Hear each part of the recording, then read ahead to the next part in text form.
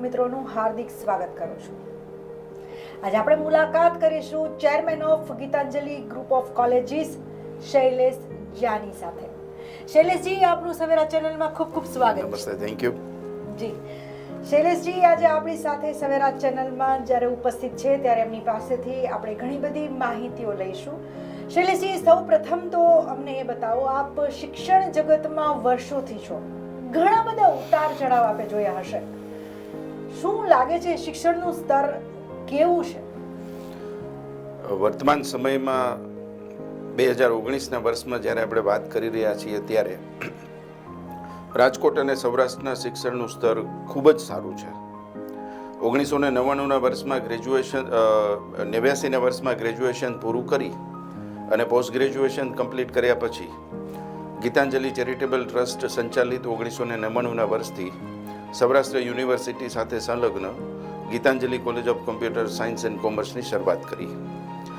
7 વિદ્યાર્થીઓથી શરૂ થયેલી આ સંસ્થા અને 99 અને 2000ના વર્ષમાં સૌરાષ્ટ્રના અને રાજકોટના શિક્ષણના સ્તરની વાત કરીએ તો વૈચારિક સ્તર ખૂબ સારું હતું, પરંતુ શિક્ષણની જે કંઈ વિભાવનાઓ છે અને જે કંઈ ડેવલપમેન્ટ માટેના સંજોગો છે શિક્ષણના ક્ષેત્રમાં, એ માહિતીનો એક અભાવ 1999 અને 2000ના વર્ષમાં એક ફીલ કર્યો.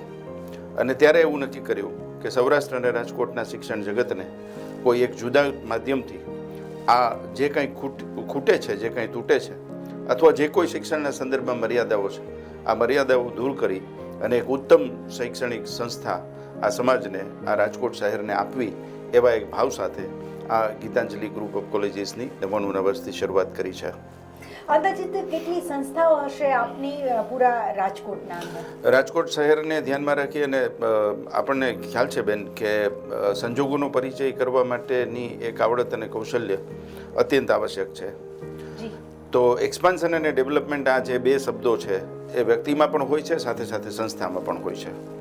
તો એ એક્સપાન્શન અને ડેવલપમેન્ટને ધ્યાનમાં રાખી અને સૌરાષ્ટ્રના ક્ષેત્રમાં જ્યાં જ્યાં ઓપોર્ચ્યુનિટીઝ ઉપસ્થિત થઈ ત્યાં એક સંકલન કરીને, એક સંયોજન કરીને, એ અન્ય વ્યવસ્થા તંત્ર સાથે જોડાઈને એક ઉત્તમ વ્યવસ્થા તંત્ર જુદા જુદા પ્લેટફોર્મ ઉપરથી આપવા માટેનો ગીતાંજલિ ગ્રુપનો એક પ્રયાસ રહ્યો છે. અને રાજકોટ શહેરમાં જે રીતે ગીતાંજલિ ચેરિટેબલ ટ્રસ્ટ છે, એ જ રીતે એનું સંલગ્ન એક ટ્રસ્ટ છે સત્કાર એજ્યુકેશન ટ્રસ્ટ, સાથે સાથે સમર્પણ એજ્યુકેશન ટ્રસ્ટ અને વાત્સલ્ય એજ્યુકેશન ટ્રસ્ટ. આ રીતે 4 ટ્રસ્ટમાં વિભાજિત આખા ગીતાંજલિ ગ્રુપની શૈક્ષણિક પ્રવૃત્તિઓ રાજકોટ અને સૌરાષ્ટ્રમાં ચાલી રહી છે. સૌરાષ્ટ્રની વાત કરીએ છીએ ત્યારે ખાસ કરીને સૌરાષ્ટ્રમાં, એમાં પણ રાજકોટમાં શિક્ષણનું સ્તર કેવું રહ્યું છે? બેન, અત્યારે અત્યંત સ્પર્ધાત્મક યુગમાંથી આપણે પસાર થઈ રહ્યા છીએ. આજે જે છે એ આવતીકાલે નહીં હોય, આ પ્રકારનું એક એન્વાયરમેન્ટ સમગ્ર યુથની સામે છે. ડેવલપમેન્ટ જે રીતે અત્યારે થઈ રહ્યું છે એની સાથે કદમ મિલાવવાના સેન્સમાં આજે જે સંજોગો છે એ સંજોગોમાં સ્પર્ધાત્મક વાતાવરણમાં અપડેટ રહેવું બહુ અત્યંત આવશ્યક છે. અને કદાચ ક્યાંક આપણે, હવે તો રાજકોટમાં બધા જ ક્ષેત્રના શિક્ષણ ઉપલબ્ધ છે, એક પણ ક્ષેત્ર એવું નહીં હોય કે જેનું શિક્ષણ અત્યારે રાજકોટ અને સૌરાષ્ટ્રમાં ઉપલબ્ધ નહીં હોય.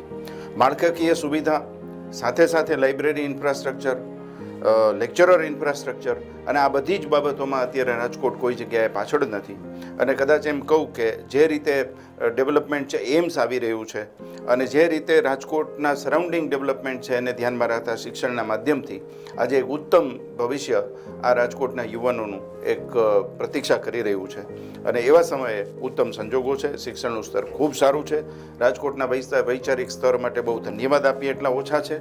અને આ બધી બાબતને ધ્યાનમાં રાખીને એક ડેવલપમેન્ટ માટેનો ઉત્તમ ટ્રેક અત્યારે રાજકોટના માધ્યમથી તૈયાર થઈ રહ્યો છે. રાજકોટમાં ઘણી બધી કોલેજો છે, પણ ગીતાંજલિ કોલેજ બીજી કોલેજો કરતાં અલગ કઈ રીતે પડે છે? કયા કયા પ્રકારના કોર્સિસ ગીતાંજલિ કોલેજમાં વિદ્યાર્થીઓને કરાવવામાં આવે છે? બેન, વિદ્યાર્થીઓના મહત્વને સ્વીકૃત કરીને ચાલતી આ સંસ્થા છે, જી, જેમાં વિદ્યાર્થી કેન્દ્રસ્થ છે અને વિદ્યાર્થીને સરાઉન્ડિંગ એ લોકોની જે કાંઈ આવશ્યકતા છે એને ધ્યાનમાં રાખીને એને સમજીને આ વ્યવસ્થા તંત્ર ગીતાંજલિનું કાર્યરત છે. સાથે સાથે એમ કહીએ તો વિદ્યાર્થીઓની શૈક્ષણિક ક્લાસરૂમની બહારના શિક્ષણ માટેની એમની જે કાંઈ અપેક્ષા છે એ અપેક્ષાને બહુ નજીકથી અમે જોઈ છે. અને એને ધ્યાનમાં રાખીને ક્લાસરૂમનું ઉત્તમ શિક્ષણ સંસ્થામાં પૂરું પાડવામાં આવે જ છે. સાથે સાથે ક્લાસરૂમની બહારના શિક્ષણને ધ્યાનમાં રાખીને આ વિદ્યાર્થીઓની જે કાંઈ આવશ્યકતા છે એ આવશ્યકતાઓની પૂર્તિ કરવામાં અમે કદાચ ગીતાંજલિ બાકીની બધી સંસ્થાઓ કરતાં થોડીક ભિન્ન પડીએ છીએ. જી શૈલેષજી, આપને એ વાત તો બિલકુલ પૂછીશ, કેમ કે તમે વર્ષોથી શિક્ષણ જગતમાં તો છો, પરંતુ તમારા જીવનની શરૂઆત શૈક્ષણિક સફરમાં ક્યારે પલટાઈ, અથવા હું એમ પણ પૂછું કે તમારા રોલ મોડલ કોણ છે? તમને કયા ગુરુથી પ્રેરણા મળી કે તમારે શૈક્ષણિક જગતમાં રાજકોટને કંઈક આપવું છે અને તમે શૈક્ષણિક સંસ્થાઓ માટે પણ સારી એવી સંસ્થાઓમાં પણ આટલા બધા સંસ્થા અને કોલેજો સાથે જોડાઈને વિદ્યાર્થીઓ માટે વિદ્યાપીઠ જે રાજકોટ એક મોટું જેને કહી શકાય કે પુણ્યનું કામ છે એ આપે અહીં રાજકોટમાં કર્યું? 99ના વર્ષમાં જ્યારે કોલેજ શરૂ કરી ત્યારે કદાચ એમ કહું કે ચોક્કસ સમજણનો અભાવ હતો. અને આમે એક કહેવાય છે કે ઓપોર્ચ્યુનિટી હોય ત્યારે અકલ ન હોય અને અકલ હોય ત્યારે ઓપોર્ચ્યુનિટી ન હોય.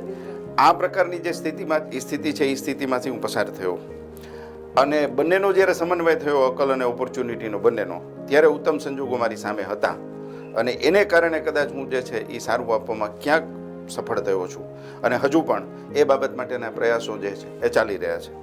આખા વિશ્વમાં અત્યારે રોલ મોડલ તરીકે કદાચ કોઈને જોવામાં આવતા હોય તો ભારતના પ્રધાનમંત્રી નરેન્દ્રભાઈ મોદી સાહેબને જોવામાં આવે છે. એમના વાણી વર્તન વ્યવહાર, એમનો કામ કરવાનો ઉત્સાહ અને એમનો પોતાના ઉપરનો આત્મવિશ્વાસ એ કદાચ એ વ્યક્તિત્વની અત્યંત લાક્ષણિકતાઓ અને ખાસિયત છે અને કોઈ પણને એ સ્પર્શે એવી છે. મને પણ રાષ્ટ્રીય સ્વયંસેવક સંઘના એક સ્વયંસેવક તરીકે એમને ખૂબ નજીકથી જોવાનો એક અવસર પ્રાપ્ત થયો છે.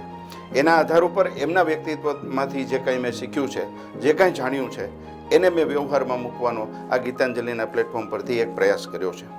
અને શિક્ષણથી જે રાષ્ટ્રભાવના ડેવલપ કરી શકાય છે એ વિચારધારાને વળગીને આ ગીતાંજલિ સંસ્થા એ રાષ્ટ્રભાવનાથી પ્રેરિત સંસ્થા છે અને વિદ્યા જગતમાં આ રાષ્ટ્રભાવના એમના અંદર આવે એ પ્રકારના કાર્યક્રમો, એ પ્રકારના શિક્ષણ અને એ પ્રકારનું વાતાવરણ પૂરું પાડવાનો અમારો એક પ્રયાસ છે.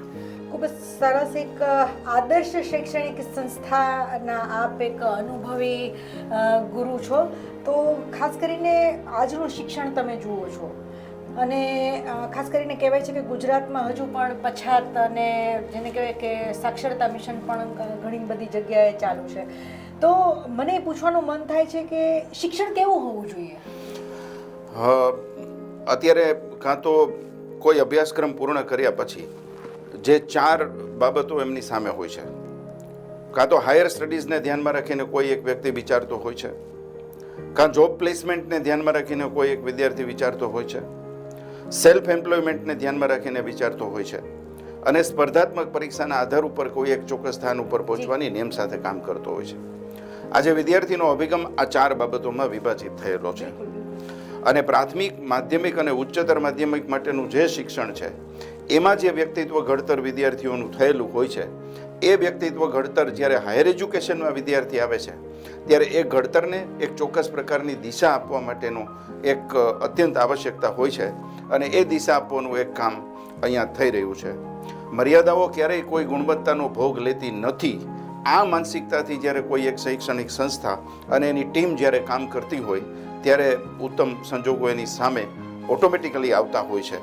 તો એ બાબતને અનુલક્ષીને આખી વ્યવસ્થા જે છે ગોઠવવામાં આવે છે અને ભવિષ્ય ખૂબ જ ઉજળું છે, અત્યંત ઉજળું છે. મહેનત કરવાવાળા લોકો માટેનો આ સમય છે અને જે લોકોએ જે ક્ષેત્રમાં અત્યંત મહેનત કરી છે એને સફળતા જરૂરથી પ્રાપ્ત થઈ છે. ભલે સફળતાનો માપદંડ દરેક વ્યક્તિએ અલગ અલગ હોય છે, પણ એ જે માપદંડથી પ્રવૃત્તિ કરતા હોય છે, એ જે માપદંડથી પરિશ્રમ કરતા હોય છે, એ માપદંડ સુધી એ જરૂરથી પહોંચતા હોય છે એવું હું દ્રઢપણે માનું છું. જી શૈલેષજી, આપણે ખૂબ જ સરસ મજાની વાત કરી. આજની પેઢી આવતીકાલના દેશનું ભવિષ્ય છે, તો સૌથી પહેલાં આપણે જે રીતે વાત કરી મને ખૂબ જ ગમ્યું કે જે રીતે હાયર એજ્યુકેશન જ્યારે બાળક એમાં જ્યારે એ સ્થિતિ બદલાય છે કે જ્યારે પ્રાઇમરીમાંથી હાયર એજ્યુકેશન તરફ પ્રથમ સોપાન એ પોતાનું કદમ ઉઠાવે છે ત્યારે ખાસ કોઈ દિશામાં એ ભટકી ના જાય અલગ, True. એનું તમારા પર ખૂબ જ મોટી જવાબદારી હોય છે. એક્ઝેક્ટલી. ત્યારે કઈ દિશામાં તેમને વાળવા અથવા એમનામાં કઈ પ્રતિભા છે, એમનામાં કઈ લાયકાત છે, એ સૌથી મોટું જો ઓળખવાનું કામ કરતું હોય તો એ ગુરુ કરે છે. એક્ઝેક્ટલી બેન. તો મને ખૂબ આનંદ થયો કે આપ આવી નાની નાની બાબતો જે છે એ ખૂબ જ ધ્યાનમાં રાખીને વિદ્યાર્થીઓનું માનસિકતાનું ઘડતર પણ સાથે સાથે કરો છો. એક્ઝેક્ટલી. મને આપને એ પ્રશ્ન પૂછવાનું ખૂબ જ મન થશે કે આજના વિદ્યાર્થીઓને ખાસ તમે શું, આજના યુવાનોને શું સંદેશો આપશો?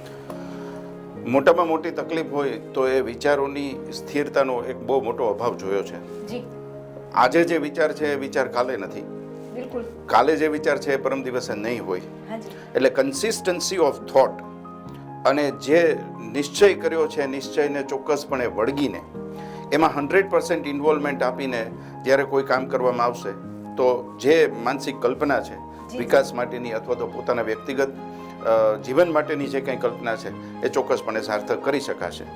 પણ આવશ્યકતા એ છે કે પરિવારથી શરૂ કરીને સમાજ સુધી એક ચોક્કસ પ્રકારના વાતાવરણ જો એને પૂરું પાડવામાં આવશે તો મને એમ લાગે છે કે આ કોઈ પણ યુવાન જે છે એ અમુક ચોક્કસ દિશામાં જરૂરથી આગળ વધશે.